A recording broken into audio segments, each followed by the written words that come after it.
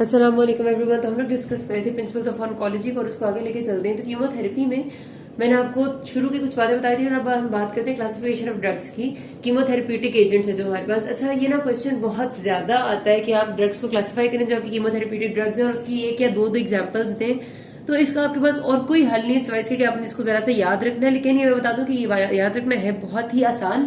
The reason is कि आपने पहली बात तो ये अपनी कीमोथेरेपी फार्मा में भी एक दफा नजर से गुजारी होगी, तो हो सकता है आपके जहन में थोड़ी बहुत चीजें वो नहीं भी हैं, तो इट्स अ मैटर ऑफ 2 से 3 दफा पढ़ना। ठीक है, 2-3 रीड्स देंगे ना, आपने ये एजेंट्स के नाम इतनी जगह पर सुन चुके हैं अभी तक कि आपको वैसे ही याद हो जाएंगे। ठीक है, तो सबसे पहले हमारे पास आते हैं अल्काइलेटिंग एजेंट्स। अब मैंने वही कहा कि 2 एग्जाम्पल्स कम से कम सबकी याद कर लें।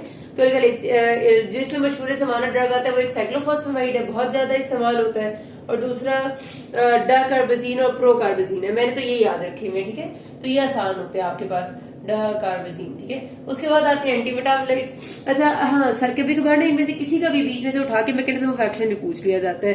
तो एक बात याद रखिएगा कि इनका नाम ही इनका मैकेनिज्म बता रहा है। जैसे ये अल्काइलेटिंग एजेंट्स है, इनका तो चलो नाम से इतना ज्यादा शायद नहीं पता चलता, लेकिन इनका जो मेन काम होता है वो ये कि जो डीएनए के साथ आपके जो बेसिकली आपके डीएनए के बॉन्ड्स होते हैं ना, उनको ये बनने नहीं देता। जब जाहिर है नया सेल है उसके अंदर डीएनए तो होना ही होना है, तो उसके जब बॉन्ड्स ही नहीं बनेंगे तो बड़ा प्रॉब्लम हो जाता है। तो कैंसर सेल्स को इस तरह से रोक देता है। ठीक है, अच्छा एंटीमेटाबोलाइट्स की जो एग्जांपल है उसमें आपने मेथोट्रेक्सेट एंड 5-फ्लोरोयूरेसिल, यही वाली 2 याद रखनी है क्योंकि ये बहुत मशहूर भी है और इनका अक्सर पूछते हैं नाम लेके। ठीक है, कि कौन से ग्रुप से हैं। तो 5-फ्लोरोयूरेसिल एंड मेथोट्रेक्सेट यही याद रखनी है। नाम से पता चल रहा है कि मेटाबोलाइट्स का एंटी है, यानी कि जो आपका metabolic pathway of DNA synthesis है वो रोक देंगे। ठीक है, सिंपल है, इसको कोई मुश्किल मैकेनिज्म नहीं है।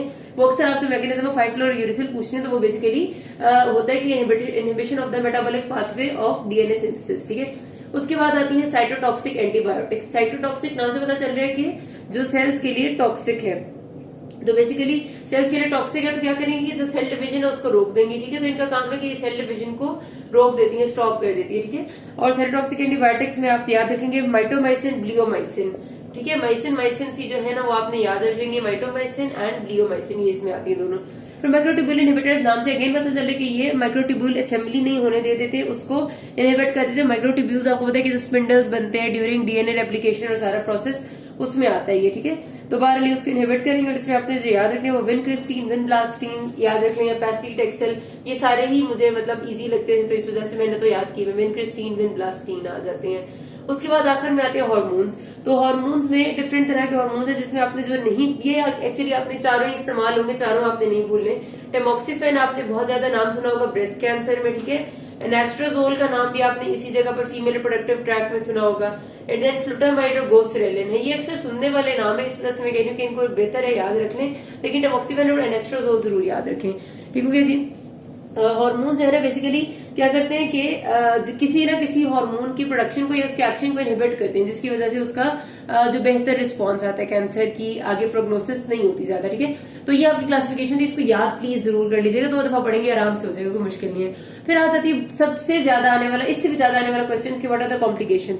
अब कॉम्प्लिकेशन में ये जो हेडिंग्स है ना, मतलब बेसिकली हेडिंग के अंदर तो कुछ ऐसा नहीं लिखना होता, वो तो आपको पता ही होता है, लेकिन हेडिंग्स भी याद कैसे रहें, क्योंकि आपकी कॉम्प्लिकेशंस इसकी भी बहुत इंपॉर्टेंट है जो पूछनी है हमने, और रेडियोथेरेपी की भी बहुत इंपॉर्टेंट है, दोनों की कॉम्प्लिकेशंस आनी चाहिए।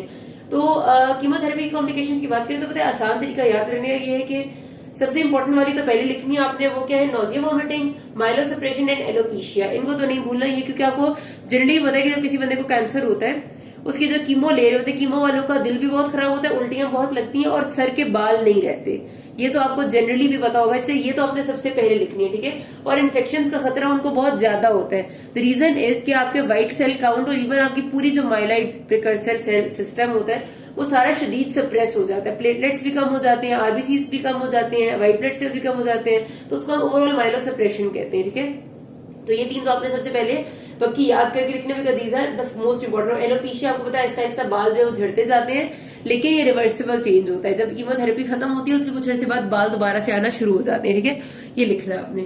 उसके बाद आप सर से शुरू करें और पाओ तक आए, किस तरह से जितने भी सिस्टम्स हैं उनकी आपने टॉक्सिसिटी कर देनी है। ठीक है, ब्रेन में सबसे ऊपर सबसे पहले कौन सा सिस्टम होता है आपको पता है, न्यूरोलॉजिकल सिस्टम होता है, तो यहाँ से शुरू करें। ठीक है, न्यूरोलॉजिकल टॉक्सिसिटी। उसके बाद थोड़ा सा नीचे आए, चेस्ट में दोनों चीजें, कार्डियोटॉक्सिसिटी, पल्मोनरी टॉक्सिसिटी। ठीक हो गया, उसके बाद थोड़ा सा और नीचे आएंगे तो जीआईटी मिलेगा। जीआईटी अलग से लिखे, जीआईटी टॉक्सिसिटी, एंड उसमें हिपैटिक अलग से लिख लें, हिपैटिक टॉक्सिसिटी। थोड़ा सा और नीचे आएंगे genito urinary system and bladder वाली चीजें मिलेंगी, मतलब genital system and urinary system, ठीक है। तो जेनेटो यूरिनरी अगर आप लिख दें टॉक्सिसिटी तो भी ठीक है, लेकिन उसको दो में डिवाइड करके लिखिए अलग अलग से, ब्लैडर टॉक्सिसिटी एंड इनफर्टिलिटी, दोनों इसी से रिलेटेड है। मतलब एक आपका यूरिनरी से रिलेटेड ब्लैडर है और जेनिटल से रिलेटेड इनफर्टिलिटी आ गई। इधर ही बीच में एक चीज रह गई थी किडनीज, आपका रीनल सिस्टम, ठीक है, तो उसमें नेफ्रोटॉक्सिसिटी आ गई। इससे आपके सारे के सारे कवर हो गए, ठीक है। आप देखें कितने अच्छे से। एल्स देन दो चीजें रहेगी, एक आपकी मायोपैथी यानी मसल वीकनेस रहेगी है, और एक आपका सेकेंडरी कार्सिनोमा होने का रिस्क रहेगी, ठीक है, जो कॉम्प्लिकेशंस ऑफ कीमोथेरेपी में आ जाता है। तो ये कितना आसान तरीका है कि आप सर से शुरू करेंगे, ब्रेन को सोचेंगे, चेस्ट में दो चीजें हैं वो सोचेंगे, पेट में क्या है जीआईटी और लिवर है वो सोचेंगे, नीचे आएंगे तो किडनी, नेफ्रो है, ब्लैडर है एंड इनफर्टिलिटी, सारा कुछ हो जाएगा। और टॉक्सिसिटी के अंदर क्या लिखना है, हाल ये लिखना है ना कि भाई न्यूरोलॉजिकल सिस्टम में पेरिफेरल न्यूरोपैथी, ऑटोनॉमिक न्यूरोपैथी हो जाएगी। ब्लैडर टॉक्सिसिटी में आपको पता है कि हेमरेजिक सिस्टाइटिस हो जाता है साइक्लोफॉस्फेमाइड से। मायोपैथी में माइल्जियाज, आर्थराइजियाज हो जाते हैं। कार्डियोटॉक्सिसिटी जो डॉक्सीरूबिसिन वगैरह करते हैं। तो मतलब अगर आपको ड्रग्स के नाम से याद रहता है तो ज्यादा अच्छी बात है कि कौन सा ड्रग कॉज कर रहा है ये चीज, क्योंकि सारे ड्रग्स सारे इफेक्ट्स कॉज नहीं करते। जैसे साइक्लोफॉस्फेमाइड ही खासतौर पे हेमरेजिक सिस्टाइटिस करता है और कोई नहीं करता। कार्डियोटॉक्सिसिटी खासतौर पे डॉक्सीरूबिसिन ही के साथ ज्यादा एसोसिएटेड है। पल्मोनरी टॉक्सिसिटी ब्लियोमाइसिन के साथ ही ज्यादा एसोसिएटेड है। अगर आपको ये चीज भी रट्टा मार सकते हैं तो वेल एंड गुड, बहुत अच्छी बात है, लेकिन अगर नहीं भी मार सकते तो इट्स फाइन, आप एटलीस्ट नाम जरूर याद करेंगे कॉम्प्लिकेशंस के, ठीक है।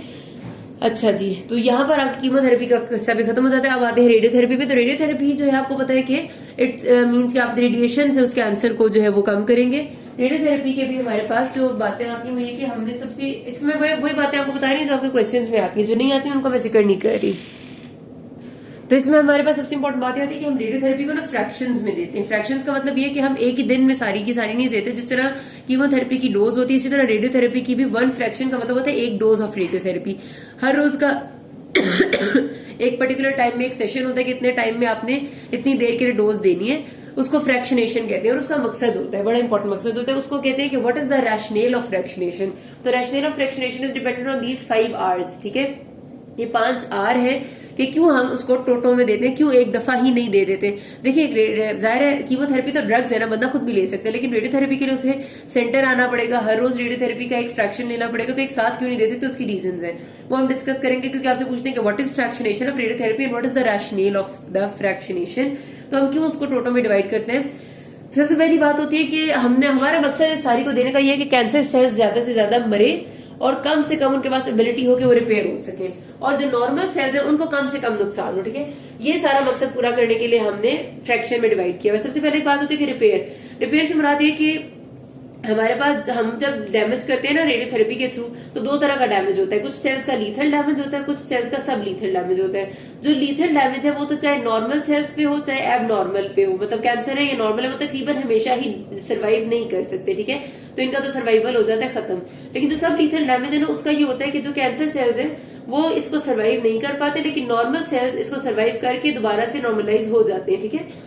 तो हम क्या करते हैं कि अगर हम उसको फ्रैक्शंस में डिवाइड कर देंगे तो जो सब लीथल सेल्स हैं वो मतलब सब जिन सेल्स को सब लीथल डैमेज हुआ है उसमें से जो कैंसर सेल्स हैं वो तो वैसे ही निकल जाएंगे, लेकिन नॉर्मल वाले खुद को रिपेयर कर सकेंगे। अगर हम एक ही दफा सारों को ही लीथल दे देंगे तो नॉर्मल सेल्स रिपेयर नहीं कर पाएंगे तो बड़ा मसला हो जाएगा। तो उनको रिपेयर का टाइम देने के लिए हम करते हैं, ठीक है। फिर क्या बात है, फिर दूसरी बात यह है कि रीडिस्ट्रीब्यूशन से मुराद ये होता है कि हमारे पास जब हम एक दफा रेडियोथेरेपी दे रहे हैं तो सेल्स अपनी जो उनकी माइटोटिक और म्योटिक साइकिल्स चल रही होती है उसकी डिफरेंट फेजेस में होते हैं। कुछ आपको पता है कि उसके फेज होते हैं G1 G2 phase, S phase होता है और एक M फेज होता है। ऐसे ही है ना, S phase and M phase, ठीक है। पहले मतलब G1 फेज आता है, फिर S आता है, फिर G2 आता है और फिर M आता है। जो सेल्स होते हैं ना खासतौर पे S फेज में देखा गया कि वो बड़े रेडियो रेजिस्टेंट होते हैं। रेडियो रेजिस्टेंट से मुराद है कि उन्हें रेडियोथेरेपी पे से फर्क नहीं पड़ता, चाहे वो कैंसर सेल्स है चाहे नॉर्मल है।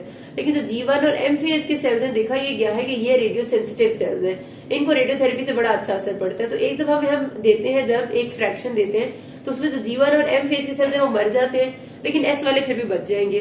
तो अगले फ्रैक्शन में हो सकता है कि जो S वाले थे वो G1 और M में हो तो फिर वो मर जाएंगे। इसलिए उसको फ्रैक्शन में देना फायदा होता है कि सेल्स अपने आप को फेजेस में रीडिस्ट्रीब्यूट कर लेते हैं और हमारे लिए जो थोड़ी डोज में ज्यादा काम करना पॉसिबल हो जाता है।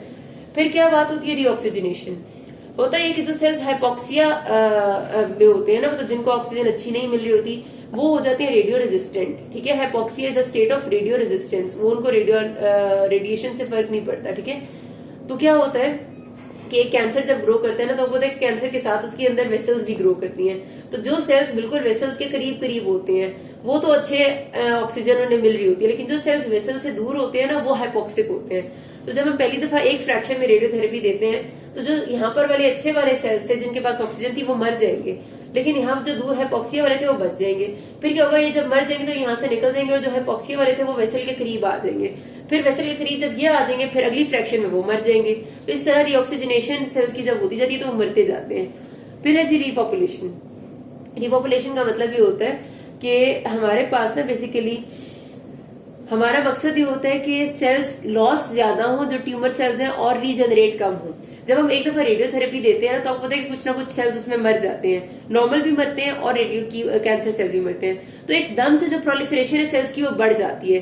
वो बढ़ती है इसलिए क्योंकि सेल समझते हैं कि अब मेरे में से कुछ चीजें चली गई, मेरे कुछ दोस्त कुछ साथी चलेंगे, तो मैं जल्दी से अपने आप को तेजी से दोबारा से प्रोलिफरेट करूं ताकि मैं दोबारा से बहुत ज्यादा जो है वो सेल्स पूरे कर सकूं। तो कभी कभार ऐसा होता है कि अगर आप ज्यादा रेडिएशन देना तो इतनी ज्यादा रिपॉपुलेशन होती है, यानी इतनी ज्यादा दोबारा से वो प्रोलिफरेट करते हैं कि जितने आपने मारे थे ना सेल्स उनसे ज्यादा नए बन जाते हैं। तो हमने इस चीज को प्रिवेंट करना होता है। हम नहीं चाहते कि ऐसा हो कि एक तरफ हम मार रहे हैं दूसरी तरफ वो प्रोलिफरेट करके नए ज्यादा बना रहे हैं। इसलिए रेडियोथेरेपी देने का टाइम छोटे से छोटा रखना होता है ताकि जो मरे उनको रिप्लेस करने के लिए नए कम से कम बने। ठीक है जी, इसका मकसद भी फ्रैक्शनेशन होता है। तीसरी चीज होती है रेडियो सेंसिटिविटी।